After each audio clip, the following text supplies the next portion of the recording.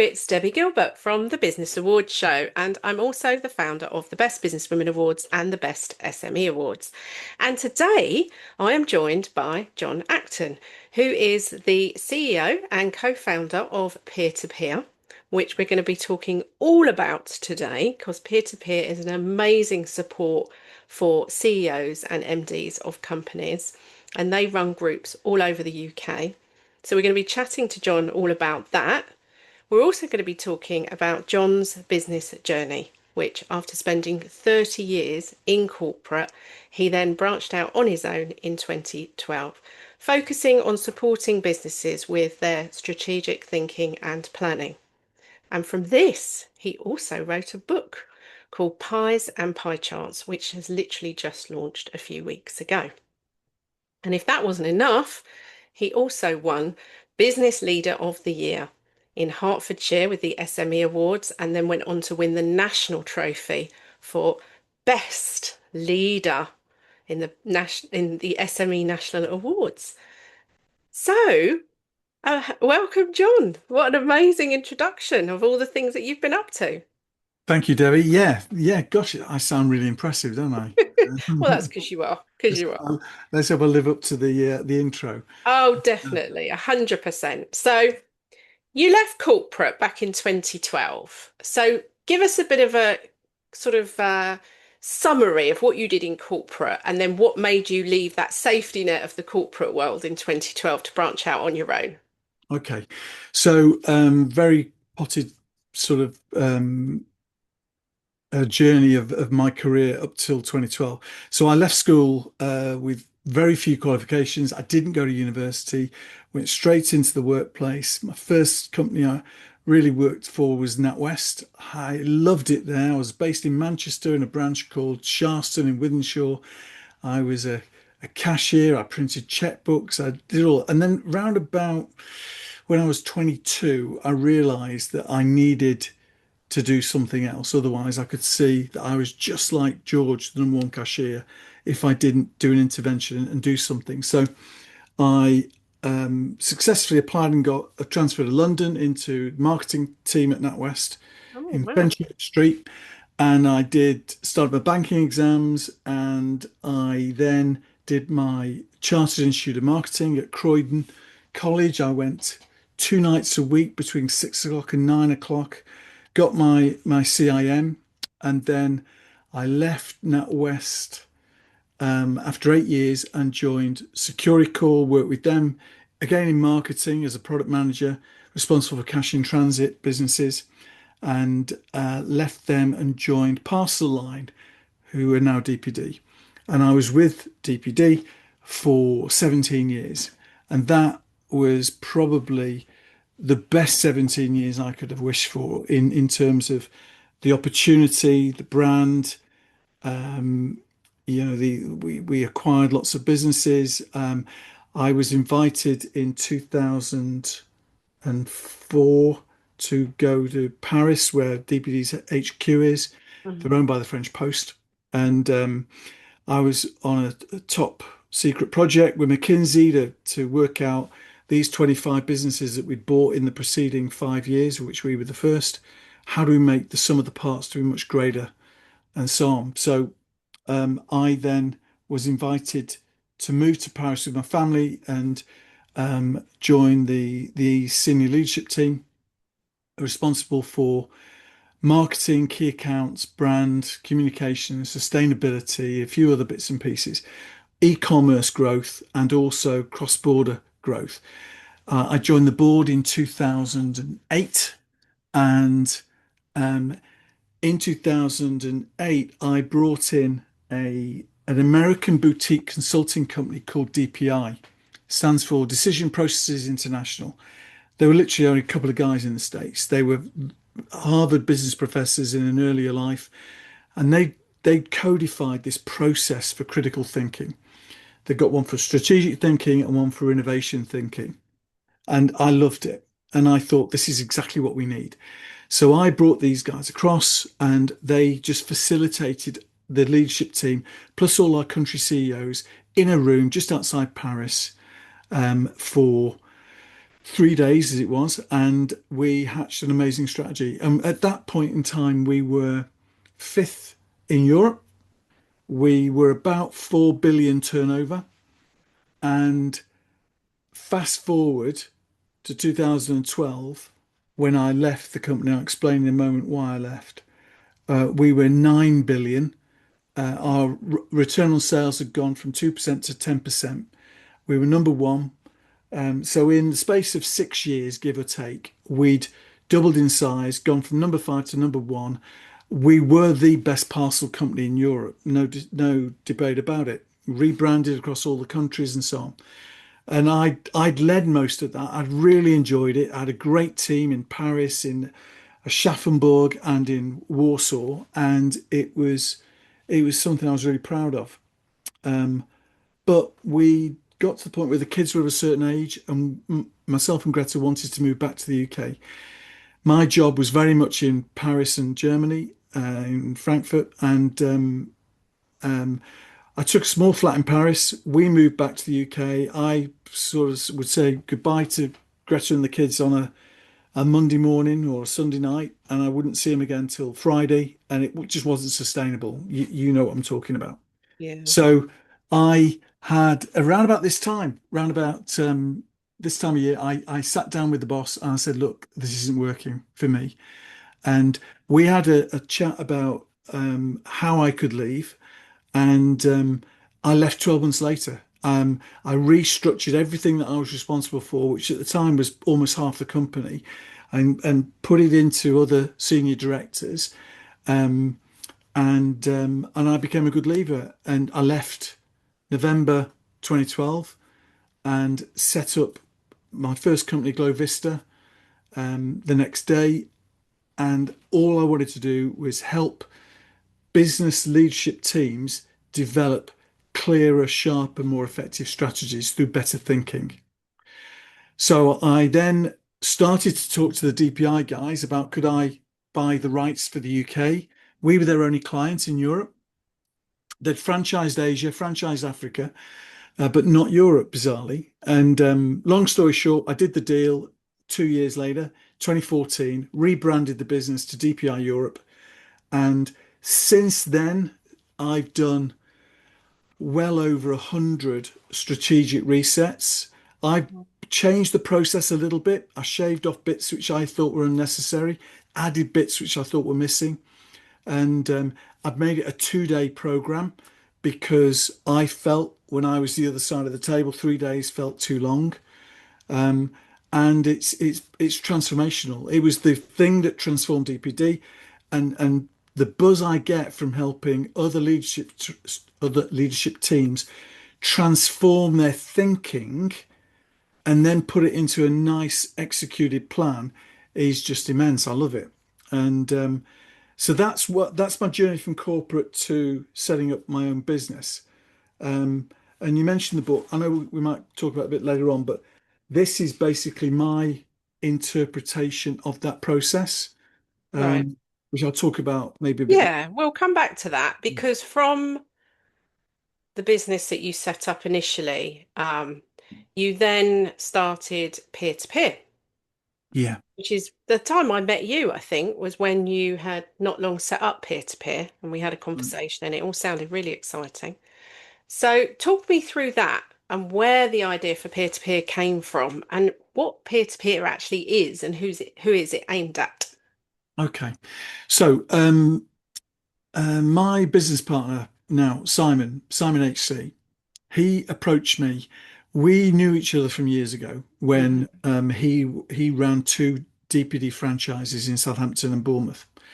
And he'd been watching what I was doing and so on with quite a bit of interest. He had the opportunity to buy a board, an advisory board that he was a member of. The guy who'd set it up, a great guy called Christopher Bayliss, was choosing to retire or ease his way into retirement. And he offered to Simon to buy it. And he was running, I think, two boards at the time. And Simon rang me and said, "Look, I've got this opportunity. I don't really want to do it by myself. I've watched what you're doing. I think it's perfect. I think you'd be perfect for me, and vice versa, and so on. So I met with Christopher, met with Simon, did some due diligence. I went to see Vistage at a conference in London. I went to have a look at Action Coach at their conference. Oh, I wanted to see what the coaching space was all about and who the big franchises were and what they were doing and what their core principles were and their propositions and everything. And I learned quite a lot. I learned that most of these advisory boards are very male dominated. So I went to three Vistage boards and there was probably 5% women at these boards, right? I went to Tab, bit better, but similarly, and I thought, right, if we do this, one of our principles is 40% minimum female representation, right? So we agreed to that. The next thing was it felt they were all about the money. Now, what do I mean by that? Um, if you're a business coach and you're driven by money, then the decisions you take to advise that client are based on what's going to serve your interests in terms of stretching that relationship as long as possible. And this was reinforced when a very famous business coach, he's an Australian guy, he leads the largest franchise coaching business in the world, I believe, said it's if you've got the answer, don't effing tell them. It was a throwaway comment. But what he meant was really quite profound. If you got the answer, don't tell them until they're about to walk, then tell them, was kind of my message. Yeah, that's exactly how I felt. I thought, do you know what? And coaching has got quite a bad reputation because of that. Now, let's be very clear. There are some amazing coaches out there, but it's not affordable for a lot of businesses, particularly SMEs. So that's my third point. It needs to be affordable, right? So never about the money. It's got to be diverse and equality and so on, and it's got to be in the interest of the client and affordable. So we set up peer-to-peer in towards the end of 2017. Simon immediately had a couple of boards up and running. I got my first board up and running by the end of 2018. When COVID hit, we were at about 7 or 8 boards. A board is a group of non-competing business owner entrepreneurs, CEOs, MDs, managing partners. There's only one accountant, there's only one digital marketing agency in the room, and so on. Has to be that safety environment where there's no competitor in the room, so you can speak freely and openly about the good things and the not so good things about your own business and your own situation. I also wanted to develop a whole load of capability building stuff because I'm a passionate believer in lifelong learning. You never stop learning, right? So we've got something which we call capability compass. There are 8 points to the compass. To run a great business, whether it's a 14 billion turnover business or 140,000 turnover business, you've got to have good strategic thinking. You've got to have a clear growth strategy, good team and engagement, strong brand and culture. You've got to have good governance, protecting your IP, for example. You've got to understand your numbers, your finances, and the levers in your finances. You've got to have good individual productivity. And finally, you've got to have innovation. Be looking at innovation, your processes, your proposition, the way you engage with clients. So we've assembled over the last 6 years or so over 80 workbooks under those 8 compass points. So we help our members, learn and become better leaders and learn skills that they can also share with their teams and so on as well. So that's peer to peer. It's a safe place for business owner entrepreneurs to come together once a month for half a day to work on the business with a bunch of peers who are rooting for them, having the mindset that it's not a business journey, it's an adventure, right? And we've just done our culture code, and transforming business journeys into adventures is our purpose. Yeah, our vision is a world in which every business leader, enjoys their flight, loves their flight, which is our tagline there. Mm. So I could talk for hours, so I'm going to shut up for a second, let you draw breath and ask me the next question. But Oh, I hopefully, think I've it, framed peer to peer. you have, and it's really interesting because I love it. And I've been to a couple of meetings. I've been to one of your boards and one of Simon's boards, and we invested in a franchise ourselves, and we've launched a group in Exeter. And I think you've got something really unique there because you've created a great space with a good structure and lots of information and a space where people can reflect on the things that they need to work on in their business. And all kudos to you, which is why let's talk about you won the Business Leader of the Year award at the SME Nationals. So obviously, winning the SME Hertfordshire Awards then gave you the spot at the Nationals with the SME Awards. How did that feel winning Business Leader of the Year at the SME Hertfordshire Awards? To be honest, I wasn't expecting to win at all. I'm not being cute Mm. or humble anyway. First of all, I found out when my wife told me, Greta told me that somebody had spoken to her and had nominated me because the award you had to be nominated. That one, Also, yeah. it wasn't a judging one. No. There was no entry submissions or anything like that. It was basically the klaxon would sound and then you had to get loads of people to vote for you. And I was very uneasy about that Mm, because anybody who knows me, yeah, I'm not shy or introvert particularly, but I don't like blowing my own trumpet either. That mm, doesn't sit well. Maybe it's northern roots coming to roost. But after about 2 weeks, I hadn't done anything. I hadn't told anybody or anything. And Greta basically said, "Look, but by not doing so, the people who put you forward for the award, mm. how does it make them feel?" And then I thought, you got a point there. So then my competitive gene kicked in then. And then I did a couple of LinkedIn posts, did a video and so on, said, please vote for me and so on. And then I found out who I was up against. And Ruby wrote for Mm. Wooker. I mean, she is amazing, absolutely phenomenal. I would vote for her. I wouldn't have Yeah. voted for me. She was one of the winners in the Best Business Women Awards I years can ago. totally get. Amazing I can totally entrepreneur. get why. She is unbelievable. Mm. And I've known Ruby for a few years, and I thought I got no chance because what she's done. This lady single-handedly lobbied the government to get Mm. VAT Yeah. knocked off. Period products. Yeah. Amazing. Amazing. I mean, who does that? It's Mm. just ridiculous. And I wasn't expecting to win. I genuinely was not expecting to win. I spoke to Ruby before the awards to congratulate her. All right. And then when I did win, I was absolutely speechless. I literally was, I could not believe it. And then I didn't know that by winning Hertfordshire, you automatically get entered into the nationals in London.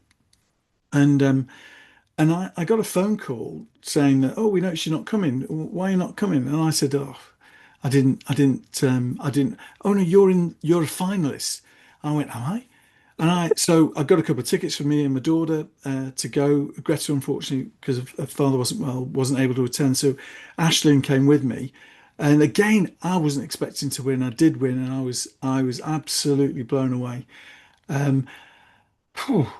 I think it's a funny one because it essentially whoever's got the biggest network and gets the most people to vote wins, which kind of makes me feel, "Ugh, is it a real award?" But then the fact all those people made the effort to vote. Yeah, you were nominated for that. That's slightly different because actually people put you forward for it in the first place before you Yeah, had to get the votes. So I'm not a fan of voting. People know that listen to this podcast, but in some cases it's needed for an award like that. It's quite nice that you were recognised. Um, and you were also at the SME Hertfordshire Awards with your networking group that you're part of, Platinum Point as well. that's And true. they won the gold award. So Yeah, you had two gold awards in one night. that's right. Yeah, we How did. amazing. Yeah, yeah. But that was a special night because I know you were the runner up with Platinum I got the Point. silver. I Yeah, know, I know. networking group. So it Yeah. was a night of celebration. And did you do any PR with this win that you had? Have you done anything with it? You know what? I haven't. I should do. Yeah, I will do. I will do. Well, in fairness to you, it is coinciding with your book launch. Yeah. It's So you had an awful lot going on. So let's talk about the book because this book is going to be so valuable to anybody listening to this podcast who's got a business. So Pies and Pie Charts, tell us what the book's about and what readers could expect if they buy a copy. Okay. So, um, I wrote the book. It took me 4 years to write it. Honestly, I could have written it in 6 months, but it's one of those things that I kept putting it to one side, and it took me way longer than it should have done because I know all the material in here. I know it, um, and it shouldn't take long. I'm on my second book now, and it Are won't. you already? Yeah, it won't take me. My target is to try and get that published by September. Um, again, so. Pies or pie charts. It says astonishingly simple recipes to outthink, outpace, and outmaneuver your competition. Essentially, what I do in the first part of the book, I talk about what's the difference between strategic thinking and Mm, planning, and because they're not the same. A mm, lot of companies do planning. They've got Gantt charts. They've got each function submits their budgets and they tot it up. They make sure they're happy with the EBIT number, and then off they go, and everybody delivers their plans, and that's life. But what this is all about is saying, but if you could get everybody, all the people who really understand your business and the market and the opportunities that are being missed and not taken advantage of in a room for an intensive couple of days to really tap into what they think, feel, and believe, then you're going to get much better thinking, right? And with better thinking, you get better decision making and better outcomes, right? And the reason for the name pies or pie charts was in the beginning of the book, I talk about it's a bit like taking a tray of pies out of the oven, and you've taken the different coloured tin foil, so you don't know which is chicken, which is beef and onion, which is steak and kidney, cheese and onion. You haven't got a clue until you cut them open. It's the mm. same with the senior team. And I'm not suggesting you cut them open, but until you start talking to them and ask them what's inside, what do you really feel we should be doing, then you're clueless, really. You've got the situation where you've got maybe the CEO who's who's making all the decisions based on their own experience and their own observations. But what about all the value everybody else can bring? So the book's all about going through a very structured process, asking all the right questions, all the right times, in all the right sequence. Best example is the humble SWOT analysis. Everybody knows about the SWOT analysis, right? Everybody knows strengths, weaknesses are internal, opportunities and threats are external. Okay. And that's the way it's taught at universities and business schools. However, you cannot possibly do the SWOT analysis properly until you've done a complete competitor audit. Who are your competitors? Direct, indirect, new entrants, disruptors, and so on. Because your strengths and weaknesses are versus those competitors, right? So who are your competitors and where are they strong, where are they weak, and so on.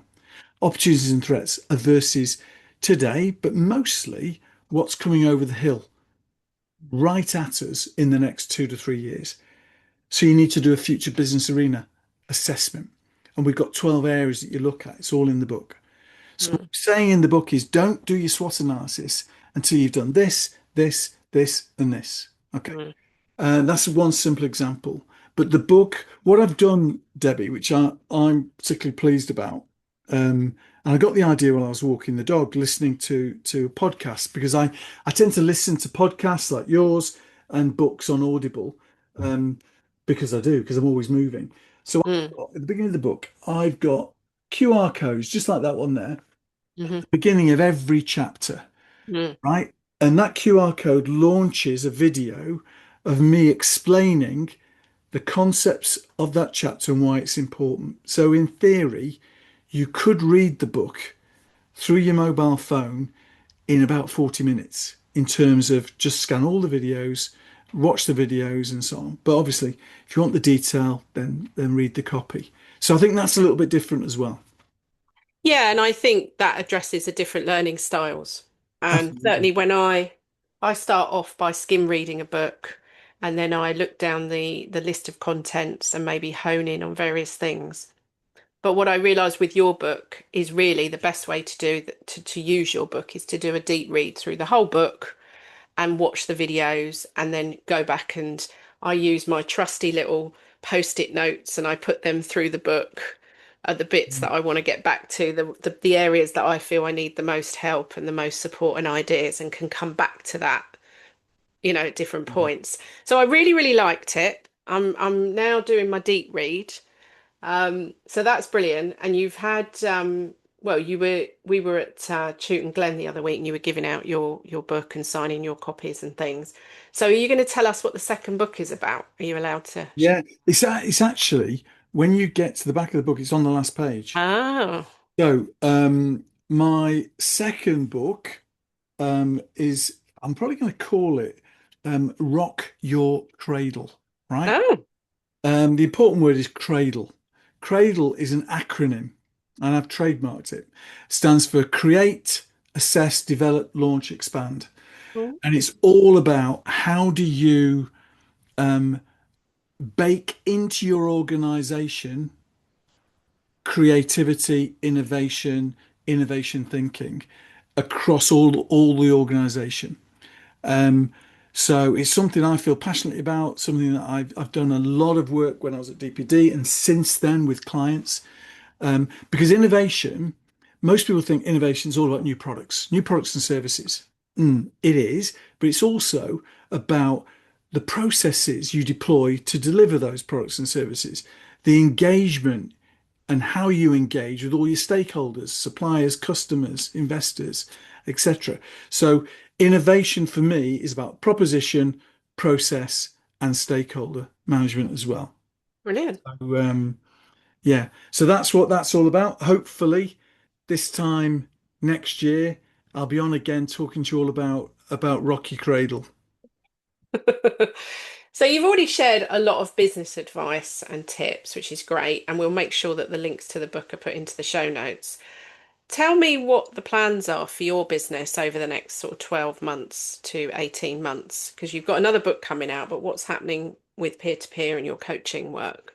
Okay, so peer to peer, we've spent the last few years sort of fine tuning our proposition, writing all the workbooks. We've built out a platform to make it super simple and easy for our chairs, our franchisees, to grow their businesses. Because what's interesting, and I'd love to say we designed it this way, but it's the kind of the way it's evolved.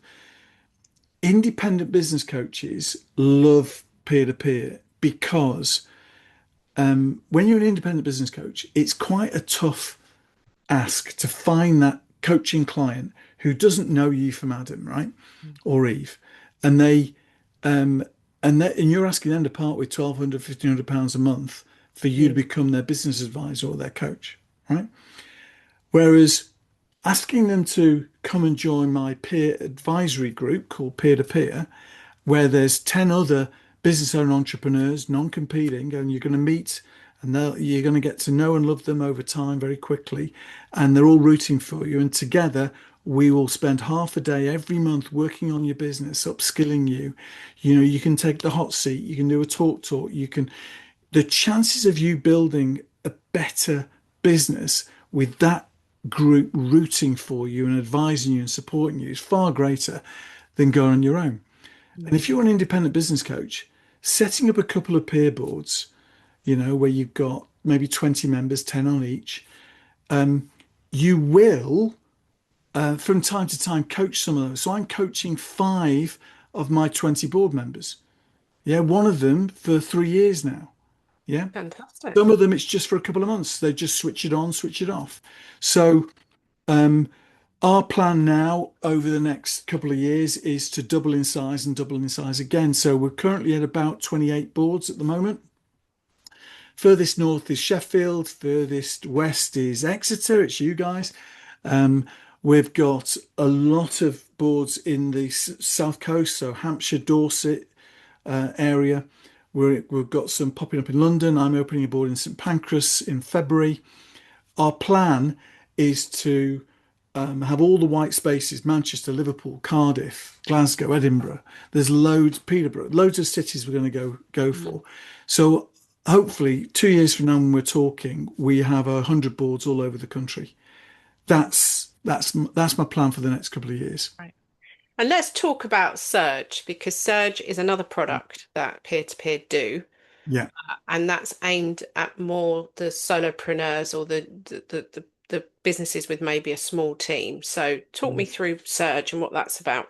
Yeah, so I launched Surge myself about 12 months ago here in Hertfordshire. And the reason for that was when I was out networking or meeting people at Hearts Chamber or St Albans Chamber, they were often too small for peer-to-peer. Peer-to-peer typically sort of 500,000 to 50 million. It's that kind with few outliers, but it's £300 a month. And in the room, on average, they're about 4 or 5 million turnover businesses, roughly that Mm, size. But there's a huge number of SMEs. 90% of SMEs turn over less than 200,000, right? mm, yeah. So we set up Surge. Now, Surge is quite different, but similar, but it's very different as well, in that it's a rinse and repeat 2 year cycle. Think of a route master bus. You can jump on and jump off whenever you want. Mhm. A surge group can be 20, 30 people in number, right? It's more training based, Mm, right? So visualize a golf club with 30 people in the room sat on 6 tables. And we have each month we build the skills that the guys and ladies have in the room. So, for example, we start off with the first session is all about what is the pain I resolve? What's the pain my product or my service fixes out there? And we're asking people to really rethink what it is they're actually in business to do and what is the product or service they offer all about. And then the next month, we help them to build a business plan. And then the next month, we help them to build their marketing plan and so on. So every month, there's actually 22 skill building sessions. We have a break for August, right? Now, the other half of the meeting is what we call a talk, where in their tables, they can have 1 minute to articulate a challenge that they're facing, and then the rest of the table will help them solve that. And then the next person has a go, and the next person. So it's got the same principles as a peer-to-peer board. It's much more affordable. It's aimed at solo duopreneurs, less mm. than 250,000 turnover, less than 5 employees, and it's designed to be affordable. So if you're not that registered, it's £81 a month, right? Yeah, which is brilliant. Yeah, to Well, garner that support. one other thing I'm going to say is one of our core values is we never leave a member behind. Mm, And that means, so my surge group, two of the members couldn't afford the £81. So I said, not a problem. You can come for free, okay. right? Because I've got 10 other members who were paying, and that's fine. And it's the same in our boards. If a board member hits a bump in the road, they lose a massive client, the cash flow's compromised, we never will ask a member to leave the group if they can't afford it. We ask them to stay, and it's confidential between me and them or our chair and them. And because we've got revenue coming in from the others, it doesn't matter. Mm, And that's so important to us. And that's what I think will hold us in good stead. And that's why I think our chairs love being part of this thing we're creating, mm, because we're doing it for all the right reasons. And it's not just talk, it's absolutely nailed into or baked into our culture and who we are. mm. That's amazing. And I think that kind of rounds the podcast off nicely, really, because that is all about the support and the help that you've given so many people so generously and continue to do so through Um, your peer-to-peer, your surge groups, and your book now, which is yeah. amazing. So thank Thank, you for joining me today. no, thanks for inviting me. If anybody wants to either interested in becoming a chair or becoming a member, just go to the peer-to-peer.global and just contact us. We And are going to make sure all your details are in the show notes. And there will be a link to John's book, Pies and Pie Charts, which is available on Amazon and all good bookshops. So thank you for joining me today, John. I wish you every success for the future, and I'm sure we're going to be seeing you on more award stages, collecting more Mm. awards in the future. And I wish you every success. Thank you. Thank you, Debbie. Thank you.